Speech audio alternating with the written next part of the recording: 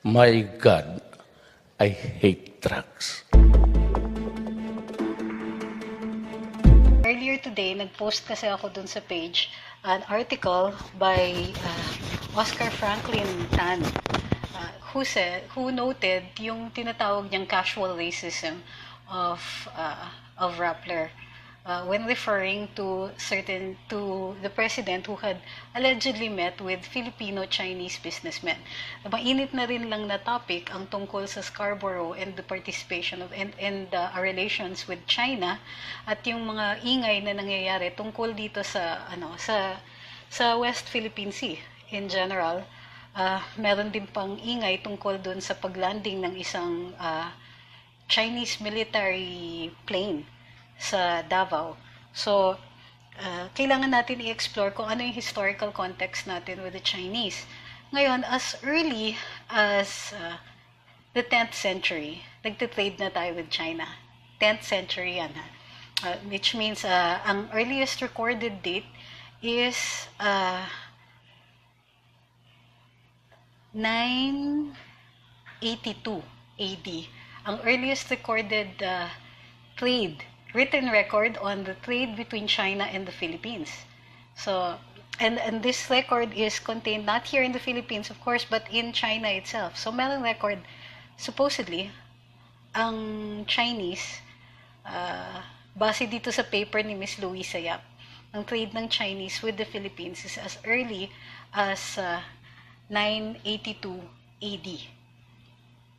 So the continuous trade with China means that hindi tayo strangers to the Chinese. Even after colonization in 1521, after the Spaniards arrived in 1521, recognized na nila na nandito yung Chinese. Ngayon, dahil sa kinilala din ng Spanish colonial authorities yung presence ng Chinese dito, kung kaya't nag-issue sila in 1594 ng isang edict, no, not 1594, sorry. Nag-issue sila ng rule noong time na yon na welcoming the Chinese at ina-encourage sila na mag-intermarry with the Filipinos, with the native population. So, but the Spanish had a very tenuous relationship with the Chinese. Habang ini-encourage nila na mag-intermarry at mag-acquire ng native status ang mga Chinese during the Spanish colonial period, the Spaniards also remember the Chinese pirate si Lima Hong. Si Lima Hong supposedly was one of those, well, not him himself, no, but his men were the first to have been able to breach the walls of Intramuros. Ngayon, at the time, the Spaniards believed that the walls of Intramuros were impenetrable, that their fortification was so advanced na walang makakapasok. Ngayon, naglanding si Lima Hong sa Cavite, pinadala yung mga tao niya sa Intramuros, at yung mga tao niya were able to climb up and be able to penetrate Intramuros. Medyo nawindang yung mga Kastila dito. So, ever since, yung mga Chinese who were living in the Philippines were put into what we call ghettos. So, ang tinatawag dito sa mga ghettos na ito ay yung mga parian. Pero in Binondo, the Chinese population that had intermarried with the native Filipinos, also known as Indios, were located or usually lived in the Binondo area, which later on also became the last known parian. Not necessarily a ghetto, pero during the ghettoification of the non-Christian Chinese and the Chinese who did not assimilate with the local cultures, with the local Filipinos, matindi yung restrictions on them. So, the first parian was one of the first parians, not the first. The first parian was inside the Intramuros. And then a subsequent one was located in what is now Mehan Gardens, across from the Intramuros, across from Padre Burgos from the Intramuros, and as they characterized it, or as they described it, under the shadow of the canon. Ibig sabihin, within canon shot, yung ghetto ng mga Intsik during that time. So, So and the reason for this is because the Spaniards retained a suspicion of the Chinese. So very regulated sila. They had curfews, they needed permits to get inside the Intramuros, as with anybody who was not a resident. But more so, and there were also massacres of the Chinese during this period. So, ang point in discussing all of this is that somehow we have assimilated this kind of suspicion of the Chinese. So much so that in 1954, we created, well, they nagka-intermarriages, but even with the intermarriages, the Chinese who had assimilated into the native population retained the characteristics that made them distinctly Chinese. One was that they were hardworking, they were very good at business, they were thrifty, and because of their hardworking nature, then they became successful. And as with any kind of population that is identifiable, or ethnic group that is identifiable that becomes successful, it breeds resentment. So dalawa ngayon yung naging reasons kung bakit nagiging suspicious tayo sa mga Chinese. One was the leftover resentment of the Chinese because Lima Hong's men were able to enter into Intramuros, and the other was because kahit paano na-retain nila yung characteristics nila, they tended to become very clannish also, at they also became very successful. So, success, of course, breeds resentment dahil syempre may kainggitan na ganon. But they constituted the merchant class. The Spanish suspicion of the Chinese, especially those who had assimilated with the Filipinos, deepened because yung mga Chinese, nag-identify sila with the native Filipinos. So, dahil nag-assimilate sila, sumali ngayon sila dun sa revolusyon. Sumali sila, naging mga insurhentos sila. And don't forget that Rizal was a Chinese mestizo, and so was Aguinaldo, who was a descendant of a Chinese. Well, he had a Chinese grandfather, and so on. So many members of the revolution, many members of many of our heroes, people who now we consider na national heroes, are of Chinese descent or were descended from Chinese mestizos. So this carried on in the by the time the Americans came in, the political involvement of the Chinese mestizos did not end. Nung nagkaroon ng tinatawag na natin, nagbago na, no? From the Spaniards, nagka-Treaty of Paris, we woke up one day and, mga Amerikano na nandito. So, nung panahon naman ng mga Amerikano, syempre, dahil the Filipino population was also restless at the start against the Americans, and we had a Philippine-American War. Of course, the Chinese mestizo population, or the Filipino-Chinese, identified again with the Filipinos and were also anti-American at the time. But they continued to enjoy prosperity because they retained that the characteristics of being hardworking and thrifty and all of that. Nevertheless, during this period, nung dumating yung mga Amerikano, ang tingin naman ng mga Amerikano, kahit nag-assimilate na yung mga Chinese, ang tingin nila dun sa mga Chinese ay alien pa rin. So, ang ginawa ng mga, so to speak, ay in-encourage nila na yung mga Chinese would put up their own schools, would put up their own community organizations, their own hospitals, etc. Because they were putting up all of these, na-identify na naman sila. Para na naman silang na-segregate from the general population because they had their own schools and their own hospitals and their own organizations and all of that. Tapos, nung 1902, nag-create ang Amerikano ng tinatawag na Chinese Exclusion Act. Binawal ngayon yung pagpasok ng mga Chinese laborers dito sa Pilipinas, at ang ginawa nila ay, pero pinayagan nila pumasok dito from China yung mga professionals.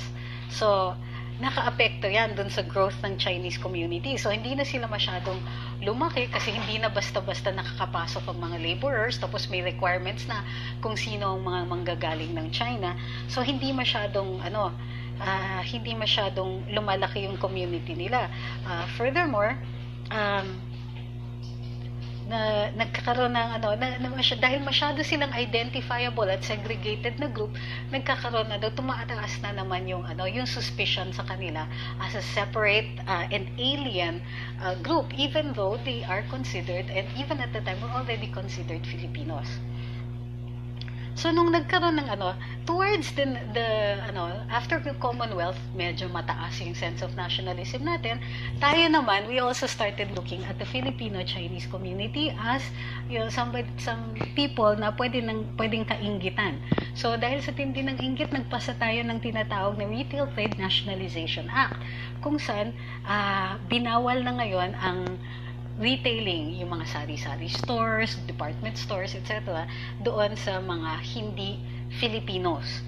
So, this forced ngayon yung mga Chinese Filipinos who retained their Chinese ways, who retained their Chinese citizenship, to assimilate further and gain Filipino citizenship. So, and they were forced to integrate if they wanted to stay, and if they want, so hindi sila umalis. Yung iba natakot, yung iba they worried about the increasing discrimination, and marami sa kanila lumipat sa US, but the others obtained Filipino nationality and then remained here. Of course, meron din yung mga iba na who tried to circumvent the law. Tapos noon, towards 1985, it was President Marcos na mas madali na. Kasi nung time na yon, yung madali mag-obtain ng nationalism yung mga nationality, yung mga Chinese, kasi they were already born here. So, or yung iba may mga asawa na Filipino. So, it was easy to become Filipino. But if you were coming in off the boat from China, mahirap na during that time. From 1954 until 1975, mahirap mag-acquire ng citizenship. Nung April 1975, nag-issue ng decree si President Marcos, and he made it easier to acquire Filipino citizenship. So may mga Chinese na lumipat dito. They brought with them, again, the same kind of characteristics that made them really successful, and they succeeded here. But what was the purpose of the Retail Trade Nationalization Act? It turned into law the deepening suspicion of the Chinese as a separate ethnicity, so that we did not really, while we acknowledged that they were citizens, so for the most part, and even after 1975, ina-acknowledge natin na Filipino sila, but we still considered them Intsik. Diba? Yun pa rin ang tawag natin sa kanila, Intsik. Diba? As though they were not part of it. And however, in 1975, dahil nga madali na yung acquisition ng citizenship, binawal din ni President Marcos yung exclusively Chinese schools na nagtuturo ng Chinese culture exclusively.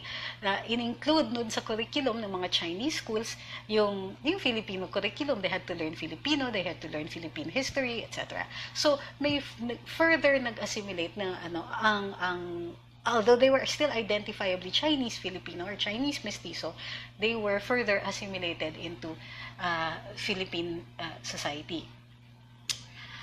Na-correct na lang itong historical wrong, or this racist, seemingly racist intention of the Retail Trade Nationalization Act in 2000, when the Philippine Congress passed the Retail Trade Liberalization Act, which allowed now foreigners to invest in the retail industry, to run retail industries, but to have ownership of only up to 60%.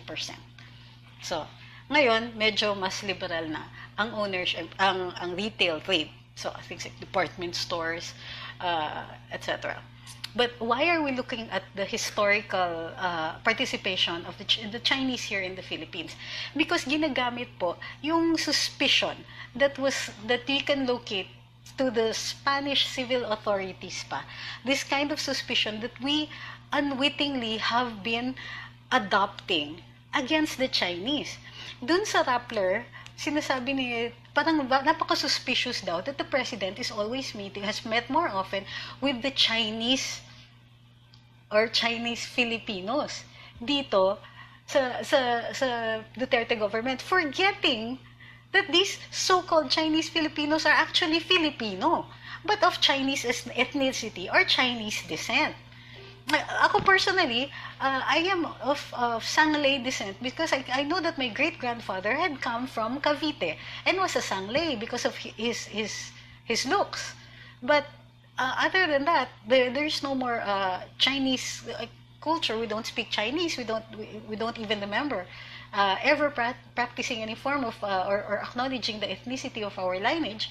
But let's face it, diba, the Chinese are so assimilated into the Filipino Chinese are so assimilated. The term Filipino Chinese is already superfluous. They are Filipino. Pero ginagamit ng mga pahayagan katulad ng Rappler yung pag-distinguish sa kanila because they're playing on a prejudice. Itong prejudice na to, itinanim pa sa atin during the time of the Spanish colonization and deepened during the American colonization period and was even furthered in 1954. Even after we had already acquired our own, we were already governing ourselves. Diba? So, you're making a distinction between Filipinos and Chinese Filipinos, aside from when they own it and they call themselves Chinoy, no? To make a distinction and say that the Chinese Filipinos are less Filipino than the rest of us is, let's call it what it is. It's racist. Bakit? Anong pinagkaiba nila? Diba? You're born here, you're a Filipino. Why should we distinguish between your Filipino-ness because you still have the traditions of your forefathers? Why are you any less Filipino? Diba? And why is Rappler making such a distinction? And in fact, Rappler goes further and says something like, Pia Rañada is quoted as saying that they still have ties to China. So, this plays again on our native suspicion. And the reason I'm giving out this information is to recognize it for what it is. It is racism. It is latent racism. Once you're Filipino, you're Filipino. Why should we distinguish? Why should we have more rules against them? Why should we be suspicious of Filipino-Chinese businessmen if they are Filipino? Okay, and what if they don't no longer, even if you have ties to China, unless you can prove that those ties lead to some kind of disloyalty to the Republic, there is nothing inherently wrong with that.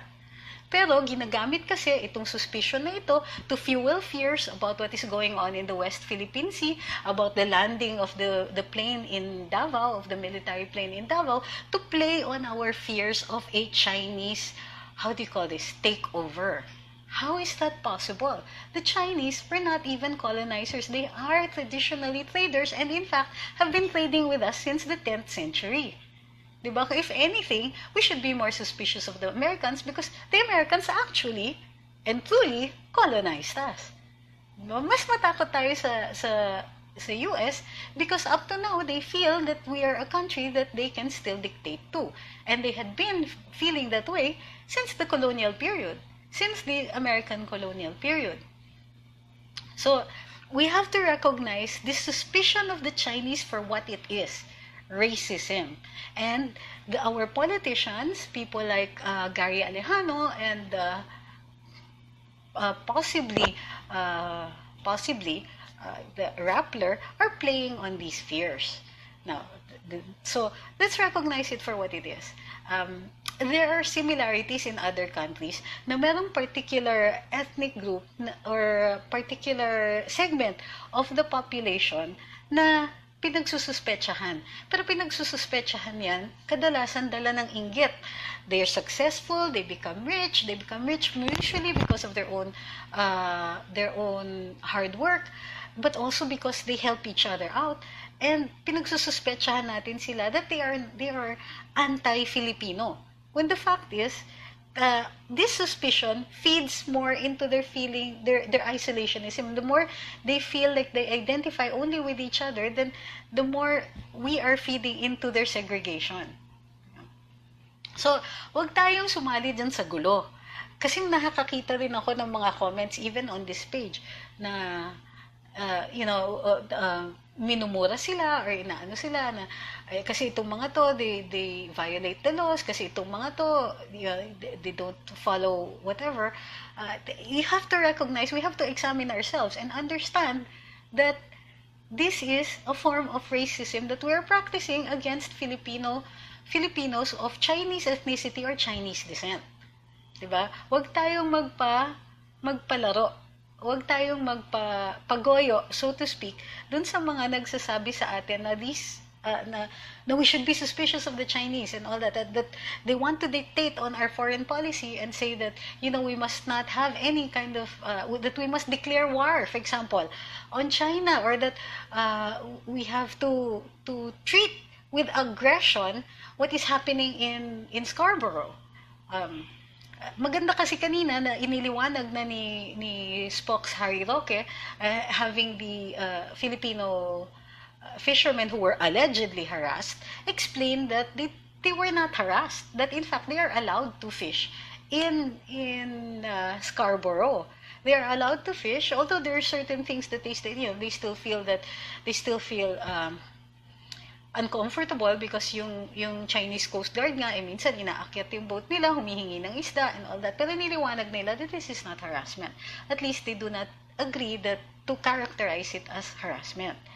So, as long as we are able to recognize na nilalaro yung fears natin, na ginagamit yung historical fear or suspicion natin against ourselves so that we will subscribe to a more aggressive policy towards China, diba? Whoa, wait a minute. Teka, we have had historical ties with China, and in fact, the Sultan of Sulu, as you very well know, had gone on a state visit to China and established one of the first international treaties in the 12th century. Wait, I have to check that kung 12th century nga talaga. But and in fact there was a movie by national artist Eddie Romero, Hari sa Hari, Lahi sa Lahi, not documenting, telling that story of the Sultan's visit to China and why some Filipinos in fact already relocated to China during that trip. What am I saying? What I'm saying is that considering the centuries-old ties with China, it is not surprising that we are still continuing with this kind of, we are finally recognizing our long-term relationship with it, our long-term trade relationship with it. Diba? If we're going to play on racist fears of a Chinese takeover or profound Chinese influence, then we should also be very suspicious of a guy who occupied Malacanang with the middle name of Cojuangco, diba? Who is descended from, who has Fukianese ancestors. So let's not go there. Let's not do that. Let's not play into the fears of that that are being used against us. These fears, can be traced to the Spanish colonial period, the American colonial period, and to 1954 and these periods. And it's time for us to quit that. It's time for us to stop even calling them Filipino Chinese. They're Filipinos. They have the same rights as we do. True that they are probably more, hardworking. They can be very clannish, but I think that the clannishness, there are two reasons for that. One is, the traditional ones have retained their cultural ties, their cultural identification. And two is that because ina-other natin sila, kino-consider natin sila na not exactly Filipino. In fact, meron mga nagsasabi na not real Filipinos. Remember nung according to this paper by Louisa Yap, nung gumraduate the UP had a summa cum laude graduate, Tiffany Uy. Tapos when she graduated with one of the highest grade point averages, some of the comments about her were, bakit hindi totoong Filipino yung yung naging summa cum laude? Bakit, nasa na yung mga totoong Filipino? Bakit yung mga Intsik ang puro nangingibabaw? Dito, bakit sila yung parating na nanalo? Bakit sila yung yumayaman? Bakit sila yung... What do you mean sila? Pinoy yan. Diba? Don't call them sila because they are us. There are very few Filipinos who cannot claim some measure of Chinese ancestry. Diba? Even this president, even the president before him, even Gloria Arroyo has relatives, and madali kay Gloria Arroyo because her lineage is in the Records Management and Archives Office because descendant siya nila Kandula. So in fact, one of her ancestors is was the ancestor of her husband, Arroyo. So yun, yung mga the Tuwasons. Actually, Gloria Arroyo can trace her lineage to a Tuwason. So they're so assimilated here that there is no they. Okay, I mean, it's time for us to stop othering the Chinese, the Filipino Chinese communities, or people who claim ancestry or ethnicity to the Chinese. Diba? So, ganun lang yun. Stop. We should not allow our politicians to play on our fears, on our suspicion. When the suspicion goes back to the Chinese pirate Lima Hong. Now, I saw a comment here on my wall when I mentioned Lima Hong na, ayan, hanggang ngayon yung mga Intsik ganun pa rin. Again, that's othering. Let's not do that to fellow Filipinos. And if we do away with our latent suspicion of the Chinese who claim the Filipinos who claim Chinese ethnicity, then the clearer the picture it will be of the West Philippine Sea. So dun sa kanina nag-press conference, nag-press briefing si Spock's Harry Roque, and it became also very clear that we are continuing to deal with China the way we would normally deal with a foreign country, except that we have decided to junk the traditional suspicion of the Chinese na ini-impose sa atin ng US dati. So, ngayon, our own separate foreign policy and our own dealings with China without the baggage that was imposed on us before. So, yun, let me deal with your questions. Sabi ni GM De Rosa, pero aminin natin, pag Chinese, inuuna ang Chinese. Tama o mali? Hindi. Kasi, when you say Chinese, you're talking about China. O sige, di China, uunahin nila ang China. Siyempre, like Filipinos, uunahin nila ang Filipinos. Diba? So, that's Kaya nga, JM, what you're doing is othering. But if you're talking about Filipino-Chinese, then, hindi ba, ganun din naman tayo. Uunahin mo pamilya mo. Why do you think that they are any different from us when we do the exact same thing? Diba, unahin natin pamilya natin.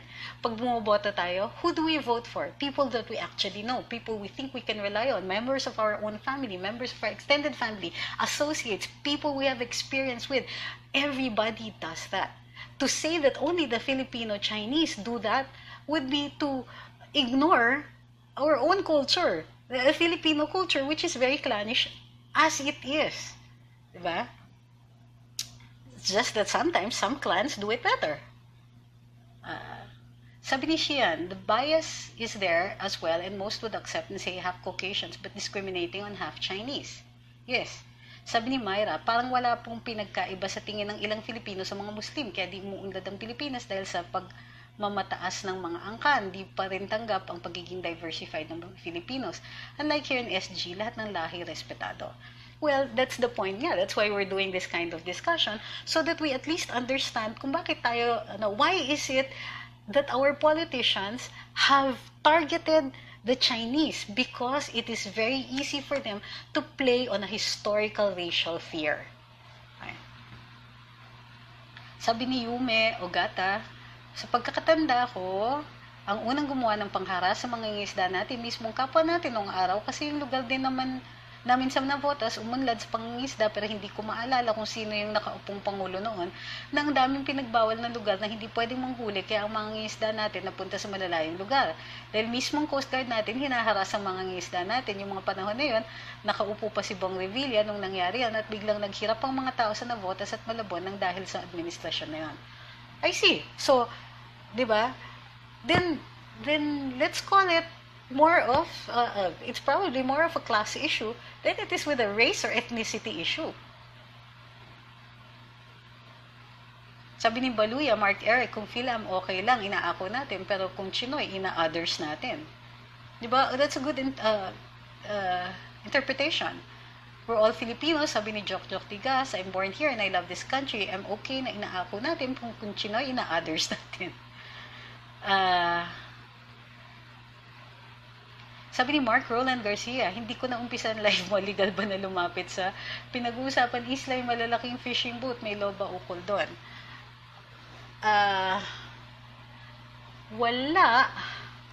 Pero, unlike before, I think Spock's Harry was underscoring the fact that nakakapangisda na now. All international relations is based on some kind of compromise.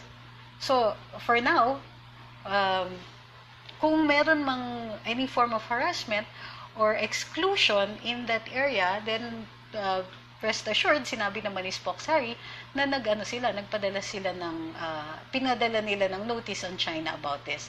I don't think it was a protest yet, pero napadala na ng notice ang Chinese.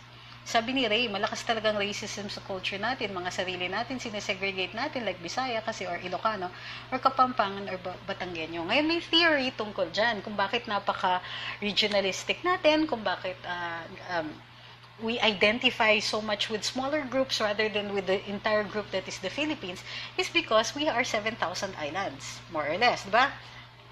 And islands do tend to segregate us, but it wasn't always that way. As a matter of fact, because we are water people, water tended to bring us together rather than keep us apart. But when we lost that identification with the water culture, hindi tayo masyadong tumatawid dagat, or yung tawid dagat, yung dagat ay tinitignan natin bilang segregating thing, then we started solely to identify with the people who are closest to us. Sabi ni Carlos, watching from Annapolis, Maryland. I'm from Santa Cruz, Zambales, about 2 hours from that fishing place. Okay naman sila doon, misinformed lang yung iba. Well, thank you very much. At least, meron tayong information also coming from that area. Sabi ni Erlinda, ang liwanag ng explanation, sana lawakan ng mga taong pag-unawa nila. Sabi ni Yesha, masyado kasi tayong regionalistic. Pero we shouldn't also be too hard on ourselves. Tandaan natin that there are historical reasons or historical basis kung bakit tayo nagkakaganito. Pero, once we recognize the reasons for it, then we can help overcome them. How do we do that? Dapat, iniintindi natin ang history natin. So, ito ngayon, naiintindihan natin ang kasaysayan ng mga Chinese dito sa Pilipinas, then there is no longer any reason to consider them as others kasi assimilated na sila. They are already Filipinos, so there is no more they. We are all Filipinos. Tingnan nyo nga ang singkit-singkit ko eh. 'Di ba? Kahit paano hindi mo masasabing there's no Chinese ancestry in my lineage. 'Di ba? Kasi nga my great-grandfather was a Sangley, came from Cavite. So we know that kahit paano the influence of the Chinese is so profound, we can no longer say we're Filipinos without acknowledging na meron tayong pansit. 'Di ba?